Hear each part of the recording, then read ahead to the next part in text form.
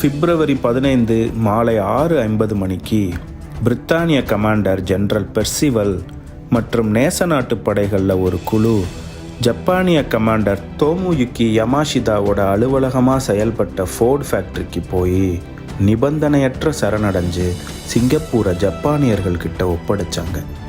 Surrender நடந்த 3வது நாள்லேயே ஜப்பானிய ஜெனரல் யமாஷிதா ஆப்ரேஷன் சூக்ஷிங்னு அழைக்கப்படுற இராணுவ நடவடிக்கைக்கு ஆணையிட்டார். ஜப்பானிய எதிர்ப்பு மனநிலையில் இருப்பவர்களை களை எடுப்பது தான் இதோட நோக்கம்.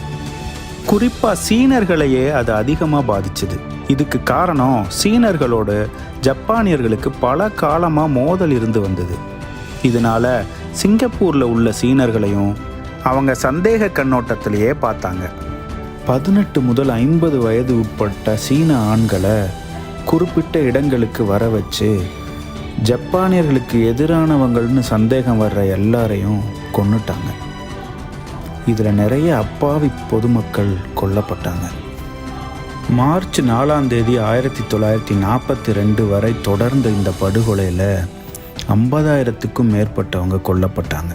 புங்கோல் beach, Changi beach, Katong, Tanah Merah beach, Simei road, Siglap, Sentosa உட்பட 10க்கும் மேற்பட்ட இடத்துல இந்த படுகொலை நடந்தது. இதை தாண்டி தமிழர்கள், மலாய்க்காரர்கள் மற்றும் நேச நாட்டு போர்க்கைதிகள் பல துயரத்துக்கு ஆளானாங்க. மொத்தத்தில் 2.5 லட்சம் மக்கள் 3 ஆண்டு இடைவெளியில் கொல்லப்பட்டாங்கங்கிறது தான் அதிர்ச்சியான உண்மை. இந்த வீடியோ பிடிச்சிருந்தா கீழே இருக்க லிங்கை கிளிக் பண்ணி இதனுடைய முழுமையான வீடியோவை பாருங்கள்.